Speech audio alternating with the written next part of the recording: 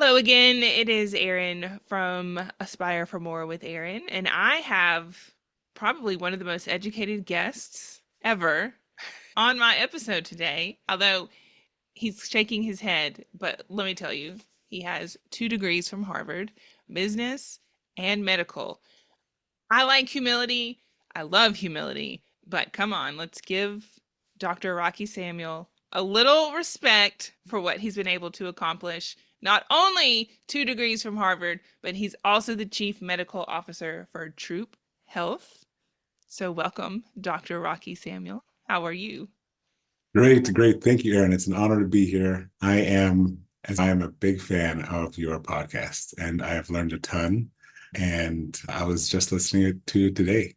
It's great to be here, and it's great to talk with you today. So, tell us about what Troop Health is. Or maybe we should ask you, how was Harvard? Was it hard? Did you have to study hard? I'll tell you the truth, right? So I slipped through the cracks, right? I was this kid from Sacramento, California. Never Mhm. thought I would leave California. Somehow got in, and that was what made me leave California. Yep. Uh, when I got there, I was so impressed with all the people around me, like incredible people, Mhm. smart, caring, passionate, work incredibly hard, geniuses. But the healthcare system that they were in was stopping their hard work from actually making it good for the Mhm. patients that we were seeing. And so that's what inspired me to get an MBA and to really focus on how we can deliver healthcare in a better way. Because we know there's great providers out there. There's great people who want to care for residents and patients, but sometimes the system is broken and needs to be fixed. And so that's what my passion was, and keeping folks out of the hospital and serving vulnerable populations like seniors. It's great. And with Harvard specifically, I'll tell you a little secret. So when you get to Harvard, the secret is when you study hard, everybody's really like working hard. They spend their whole lives trying to work hard and be the best. Mhm. So they purposely never ranked us. Like you never knew like your ranking. And every class was pass fail, really just because they knew that we were passionate and we would work hard. They knew we weren't lazy, but they also didn't want us to be too stressed out and not be good people to one another. So they made it pass fail. And the funny joke was that it's not pass fail, it's pass now or pass later. So that was Yes. the common phrase in med school. I like that. I like that. So, yes, business in healthcare. Healthcare is a business, and ROI are like the magical 3 letters. There's no other letters in the alphabet in healthcare and business than the letter R, the letter O, and the letter I. And it's interesting that you have started or are part of a company, Troop Health, where you put your two passions together. And this is value based care. And I am super excited to learn more about the buzzword value based care. So, can you educate us and me on what is value based care? It would be a pleasure. It's and value, the word value in healthcare has really only been in the healthcare vocabulary for about it's been for about 20 years. It's been healthcare vocabulary, actually a little bit less, maybe about 15 years. And when value first came a thing in healthcare and in care, it's defined very simply. It's outcomes, which is outcomes being how well our patients and residents do in terms of not only their life expectancy, but their overall activity and joy and functionality and all the good things that we try to do with health and wellness. Outcomes. That's great. And it's divided by, or on the bottom, on the denominator, below that is costs. And so Mhm. costs. If we say okay, to ourselves, okay, I could add one more day to this patient's life, but that day will be filled with pain and suffering, and they won't be with their family members, and they won't have their wishes for their last day of life. And that day will cost $1 million. That's low value because it's not good outcomes and it costs a whole ton. And so I work as a primary care physician inside assisted living and senior living, but I'm also an emergency physician as well. And I see it from the emergency side in the fact that when residents come to me and come to the emergency department, and they may be on their deathbed, and for whatever reason, they didn't have their end of life wishes documented. Usually not in assisted living. Usually this is coming from home. Many of them would have rather had been with their families, been comfortable, not had all sort of these painful things with strangers. And so that is a good example of low value. High value is doing great and really practicing great holistic medicine. And we know that overall, it's the costs are actually lower than the high cost system that we have now, which is disjointed and fragmented with a million different people doing a million different things with no one communicating and the patient suffering at the middle of it. But it's been an honor to be a primary care physician as well, to really bring that value-based care. Think to yourselves, how can we do this better? How can we get this resident on better medications? How can we get off the harmful ones? How can we focus on not only their high blood pressure, but how do we get them off of this walker and walking around, right? And doing that, being more independent inside of this facility so they can have joy, they can be more functional, and they can have overall wellness. That's value. It is value. And it's valuable when somebody like a primary care physician looks at a person as a whole and not as just the symptoms that are showing today. Because we know that there's a lot of emotional symptoms that can manifest physically. We know there's a lot of different things that the right questions can cut to the chase, or somebody who will take an opportunity and look back and investigate in a few things and not just take things for face value. So that's important. And being an ER physician and a physician that goes into communities gives you a very different perspective. I am sure that ER doctors will look at you when a certain type of resident comes in and says, "Hey, can I get some help here?" Because you have insights, right? It's right. It's right. And in senior living, when residents go to the emergency department, it's actually a pretty dangerous proposition. Yes, without a doubt, the emergency department is the place to be at if you're having a heart attack, if you're having a stroke, right? If you're having like uncontrolled major bleeding. Like these are the things like there's really nowhere else. And the emergency department's built for that, right? It's the best place to be, the best care, fastest, and it's great. When unfortunately the assisted living by my house, I didn't even know it was assisted living, but I knew it was an assisted living because there was an ambulance outside the door every day. Every day there's an ambulance outside that door, taking residents back to the hospital. And when a patient with dementia is in the emergency department, it's a scary thing. It's a scary place. People don't know, they don't know their environment. They can get more confused. And then the providers and the clinicians are seeing a resident they've never met before. The resident can't tell them what's wrong. There's likely very poor communication, third party telephone with EMS, why this resident was transported, and they're more than likely going to be admitted, and many times for the wrong reasons, right? And maybe not even respecting what they would have wanted. And so it's a sad story because when patients are hospitalized, and I'm sure you've seen this, Erin, and other folks that listen to your podcast, when patients are hospitalized and they're there for a week or two, they don't come back the same. Sometimes they just don't come back. And it's a hard pill to swallow. Delivering primary care, delivering care into facilities that really brings that care into the home, that's my passion. Keeping folks out of the hospital, especially seniors, that's my career love, right? Really what gets me excited.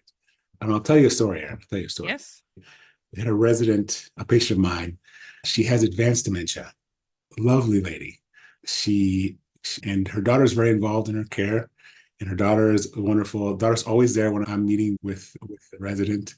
And she's bringing her apples and she loves apples and she's phenomenal. I love her. She's great. She has advanced dementia. And one day she woke up and she wouldn't walk. And then the ALF staff gave me a call. We got on the video and She had a big bruise on her thigh. A big bruise on her thigh. No one knew about what happened. She couldn't tell us what happened. She said a bruise on her thigh, and she wouldn't walk. Right, so we were able to facilitate, and she wasn't tender in her hip area, and she was out. She was able to walk a bit. She was able to walk, but not voluntarily, whether she was. So that day, immediately I called her daughter and I said, hey, I want to get x-rays right away, and I want to get urinalysis right away, and get that all done today, so we make sure she didn't break anything, and make sure she didn't have a urine infection, and make sure otherwise get everything to that facility to care for her, so she doesn't have to go to the emergency department. Her was incredibly thankful, because her daughter actually was with her own daughter in the hospital who was having an asthma attack. And so it was very fortunate. We got all that, and we ensured that she didn't have a fracture. We had PT come out the next day to continue to work with her to give her more mobility, and we got her pain control, and we're able to keep her in the facility. But that's a resident that would have gone to the ER, and who knows if she would have made it back for whatever reason. And bringing that kind of level of care into facilities, that's value, right? But that takes multiple things in terms of, it takes a staff that's willing to think differently, right? When in doubt, send it out is something that I hear a lot. When in doubt, send it out. And so when I connect with staff and I connect with wellness directors and executive directors, I say, when in doubt, call Rocky. It takes a lot to change the culture, because before really there wasn't that access. But our team is available 24/7 on the weekends, at nights, in the middle of the night, because we know that residents need that. Otherwise, it's an ER trip, and otherwise we may lose that resident forever. We talk about the staff. We talk about that the providers really need to be able to access and provide access to the residents, not only when they're there, but when they're not there, so that they can, take over care and really arrange for it to happen, so that the facility isn't left trying to figure out what to do, which, if without access, the ER is probably the best option. But with good access and with good engagement, yes, we can do whatever we can to keep that resident healthy and well, and aging in place. Yeah. So value-based care inside assisted living the goal would be to help the residents stay in the community, and to assist the community in meeting the needs for that resident that is staying. Maybe they have an acute need, they have an acute injury, like this particular resident, and you ordered all these tests, but you also help support the community in getting those tests and finding the proper care for them, that kind of thing. It's not just quote unquote doctor day, which we'll dive into. But if we're going to ask a community to not send a resident out, which is going against long-term strongholds of thoughts, we have to give too, right? We have to, from a value-based perspective, give too. So value-based care is more than just a physician. There's a whole team in place. That's exactly right. That's exactly right. So primary care and what we do at Troop Health, primary care in 2024, and what we do at Troop Health really is an interdisciplinary team approach, which is what it has to be. I, as a physician, yes, I can provide care for residents, but it is so much better with the team. So part of my team is a licensed clinical social worker who can not only is there more often, is there when I'm not there, right? So that the resident's getting more touches, more check-ins. We're executing on their over medical plan, but we're also focusing on their mental health as well. And far too often it's disjointed, where there's a primary care provider and then a psych provider, and they don't talk to one another, and the mind is separated from the body, and no one knows what's actually happening, and the residents suffer. But to integrate mental health as well, licensed social worker, she's able to provide therapy. She's able to really dig into the mental health needs, so that it can all be directed with one team. And most importantly, when that quote unquote doctor day comes, it shouldn't feel like doctor day, like you taught me and that I see. It shouldn't put more onus on the staff. We know that assisted living staff, senior living staff, they're stretched thin. There's a whole lot to do. And I would much rather them spend more time with residents than more time on the phone figuring out how to get this test done. So primary care in 2024 needs to take that on. When we order those tests and we order that urine test and those x-rays, our team does it, not the ALF team, not the assisted living team, not the wellness director. We're going to communicate what we're doing, obviously, right? We're always going to communicate, right? And arrange and schedule so the wellness director knows exactly what's going on. But I would much rather that wellness director have the time, and very few do have enough of that time to spend with residents really focusing on their wellness, which is in their title, than Mm-hmm. focus on being on the phone and arranging things. That's really what our team does at Troop Health. We do it in a way that staff loves, that residents love, because we're touching them more, we're there more. We're really able to sink into their holistic needs, not just the medical needs, not just the mental health needs, but all of it together because it makes sense. Yeah. So, just for people who want to really hear about Dr. Day. So, Dr. Days in assisted living can be very challenging. I worked in a 64 apartment memory care community and a 60 apartment assisted living community. There were one. When Dr. Day came, you were talking about in Alabama, we had regs where we have to do care plan updates for every change. We have to write these every time there's a change, there's an assessment that has to be done. It's 3 pages long. Then you have to write the lab slip. Then you have to call the portable x ray. Then you have to call the families. It is, those nurses were working probably a 16-hour day on a doctor day. And it is a lot when you have a doctor come in and 10 patients and there's changes on every single one. So you always had to make sure as a leader, you go in there and be like, okay, today's doctor day. Who's eating their Wheaties today? What do we need? What can I do as a non nurse to take some of this stuff off of you? Phone calls, all the things. It can be a day. So what you're offering is valuable. Time is valuable. And I think that assisted living, the leaders, the nurse directors, the nurses, the executive directors can influence whether residents go out or whether they stay in based on fear, number one. Number two, how they direct the team to do it. So you could come in as the doctor and say, yes, call me before we send anybody out to see, but that doesn't always happen. It would really need to be a united effort. And the executive director or the wellness director needs to be able to look at Dr. Rocky Samuel and say, I trust you, you Exactly. know, and get Trust. the family members to trust you too, because I have seen where family members want them to go out, which is problematic too, because it's just that's the way they think as well. So, have you seen that? Do you believe that? What are your thoughts on that? It's very poignant, Erin, with what you're speaking to. It does come down to trust. If we don't answer the phone right away, if I don't answer the phone right away and get in and help out in this time of need, then I've lost trust. So that number that comes from my facilities, it's the bat phone. It's the one that's the loudest ringtone, that's never gets silenced. It's always going straight to loud. It's right. So establishing trust with the facility staff, because alone, without access to a provider, rapid access to a provider, I should say, uh, yes, it's scary and it's not safe. Rapid access to the provider is key.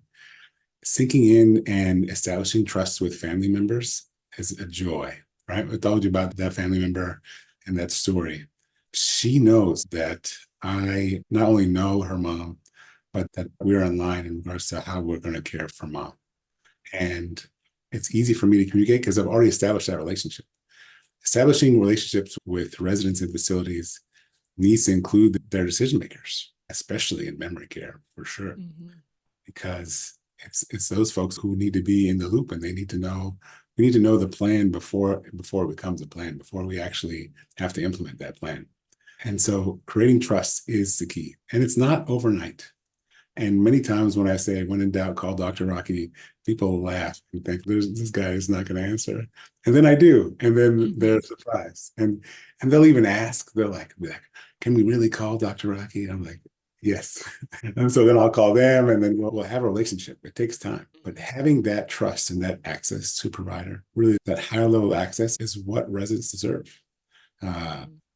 one thing we haven't been able to talk about yet, Erin, is that in assisted living, and folks that have been in it for a long time Mm-hmm. know this, the fact that the residents in assisted living and senior living, they're sicker and sicker year by year.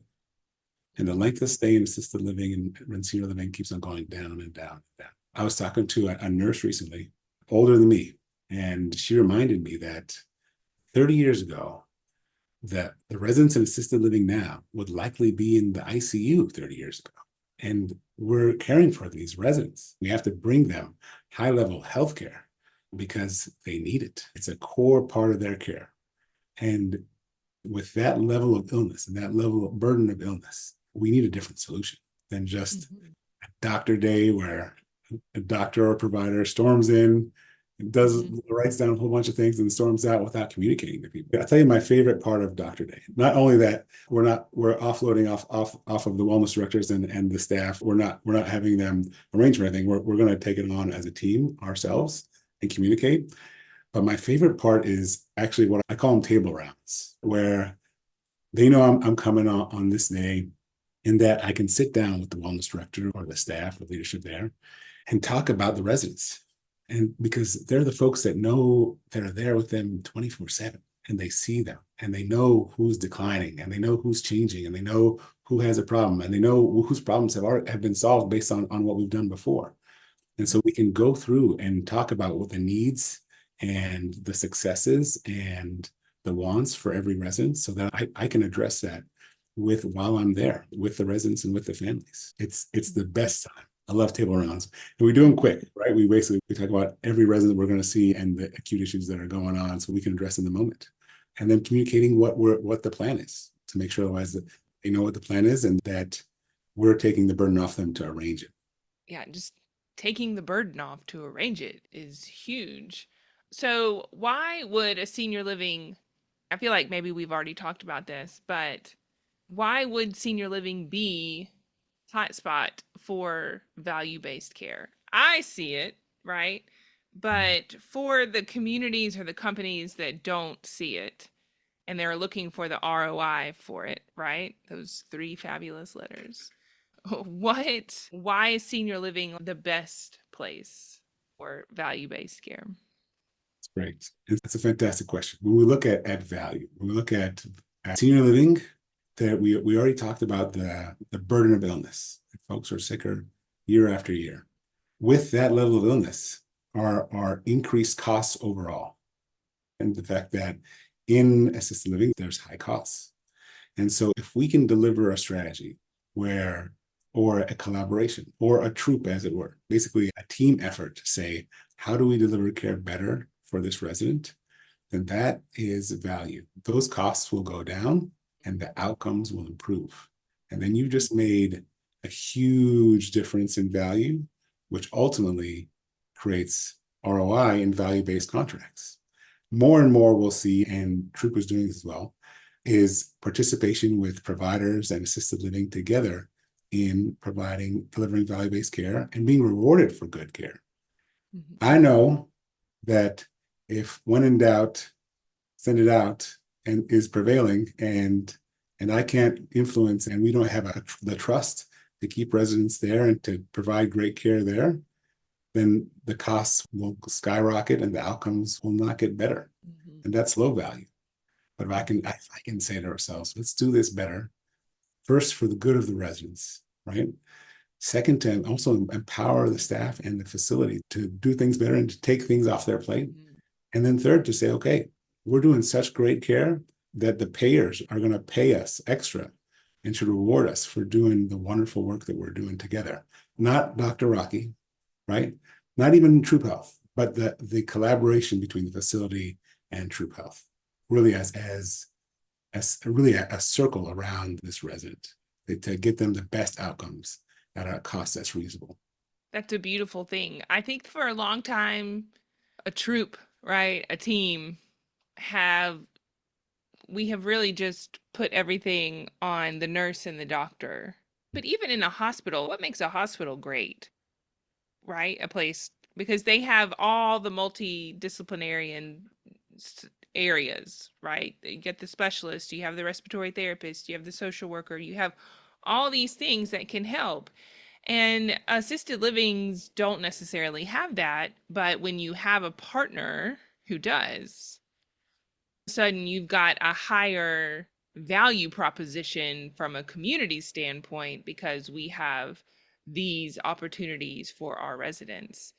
And from a an associate retention aspect, you have a team that helps take the load off some of the tasks that we get burdened with when it comes to documenting and finding the services, which for me makes Dr. Day, you don't have to eat your Wheaties that day. You can just a normal breakfast, Right. which is nice.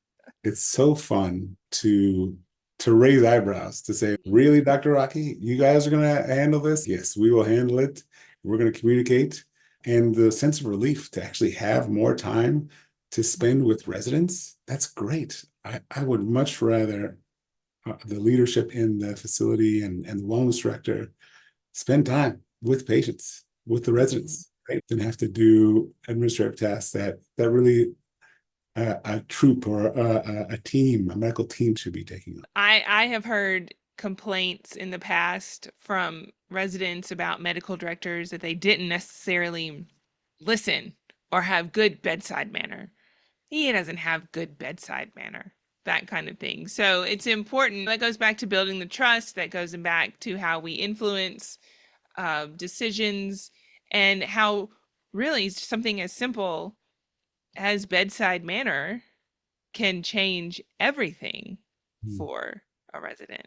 To me, yes, everything that you've said, but a doctor coming in and telling a resident how valuable they are and listening makes my job a whole lot easier because now she's not, or he or she's not mad all day long. It's really That's right. important. And I tell you, working in different facilities, Erin, I think we've all almost gotten used to not good. And the fact that Yeah. there's doctors' days and the fact that there's providers that are coming in and they're not communicating and they're coming in, they're providing medical care, but they're not executing on it. They're putting a whole lot of load on staff and they're not really collaborating with the staff that's caring for this resident that's going to have a huge impact on value. That's that should never be the norm. And if folks are listening and that's the norm, no, that's not good. That's bad. And that needs to change. And that's my passion is to make this better, not only for the residents, but also for the staff. Yeah. I have interviewed other physicians, specialists, dermatologists that are trying to go into communities. I really see in the future where we are going to have a lot of physicians returning to house visits, house calls, right?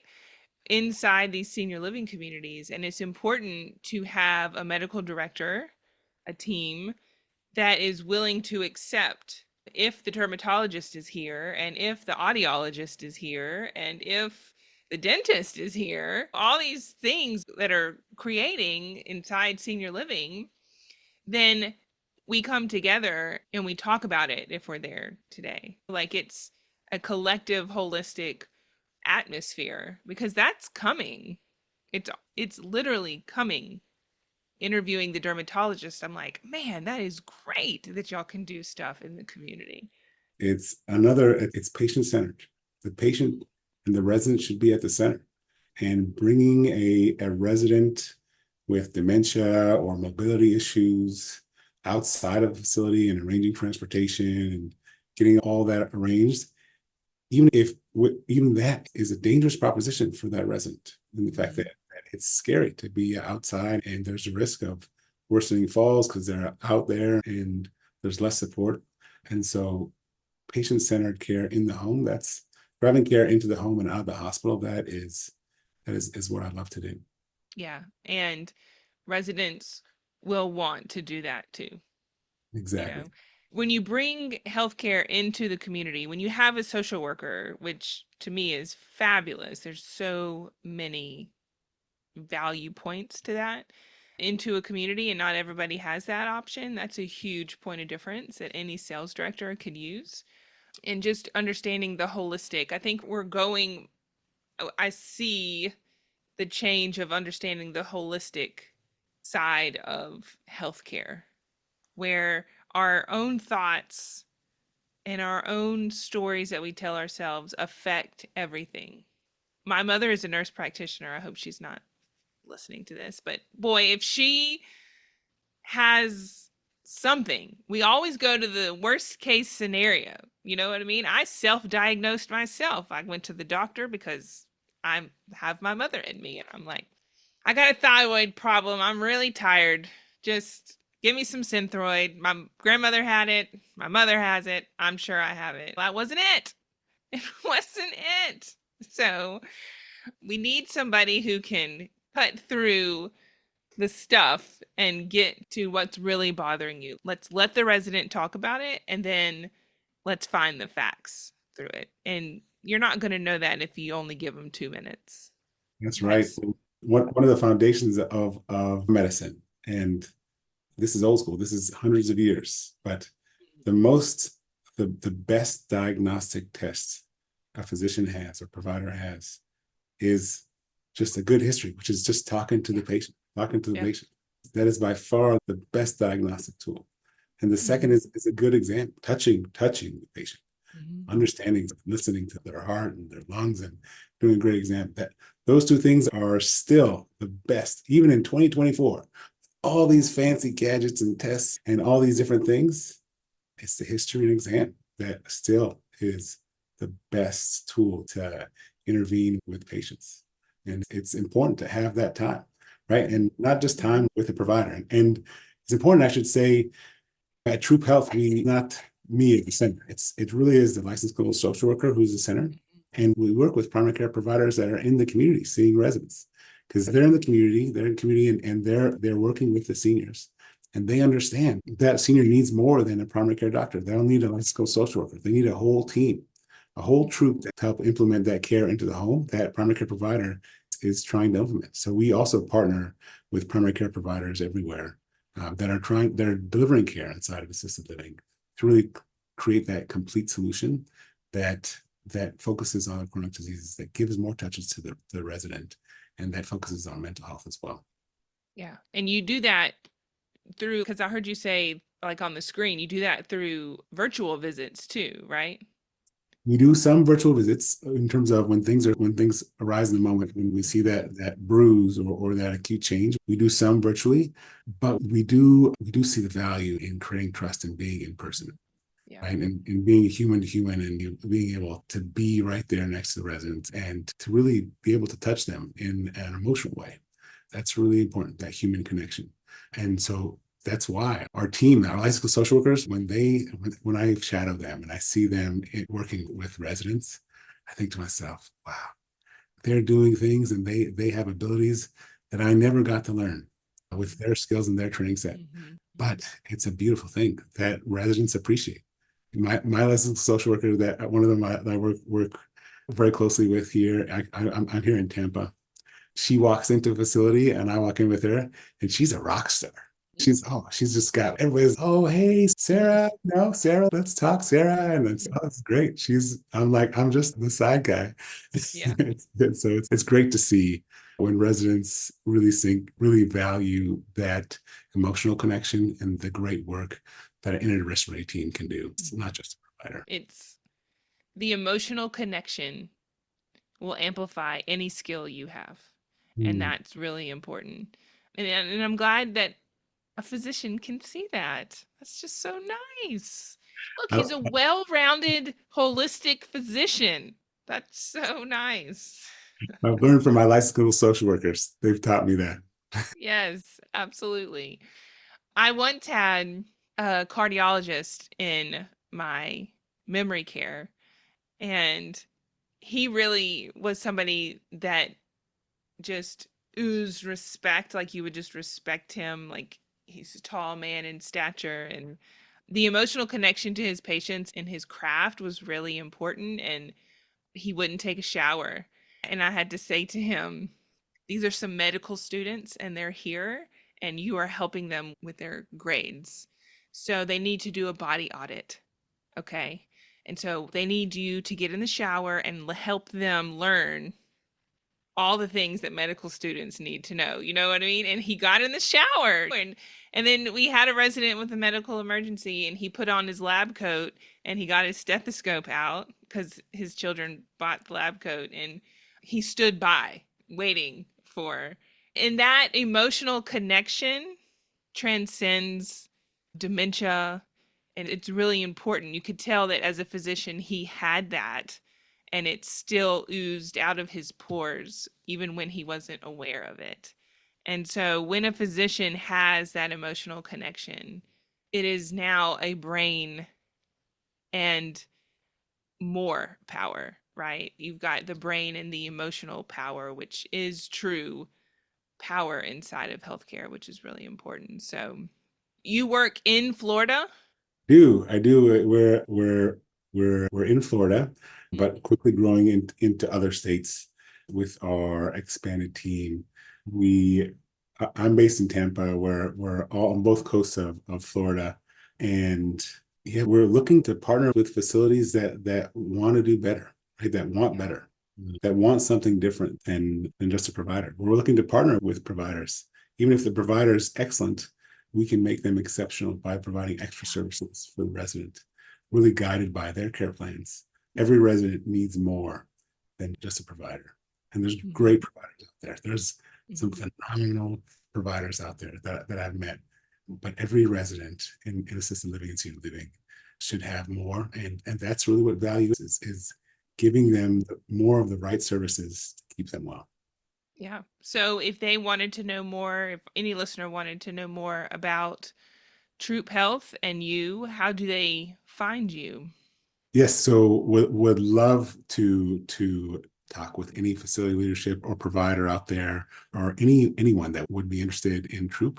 Our website is troophealth.com, TRUPE health.com. And I'll put my contact information also in the make sure my contact information is in the show notes. Would love to connect, would love to collaborate, would love to even just talk about what better looks like for the healthcare and the overall wellness, integrating mental health for your residents. It would love to speak with anyone and any of your audience here.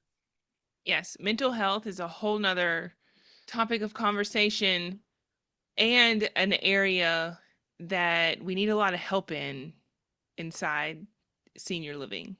Just a lot of, because there's not a lot of support out there for that. And that alone was a huge asset to my community when I could find a home health company that had a mental health nurse. If you need that, obviously give Dr. Rocky Samuel a call at Troop Health because that's really important.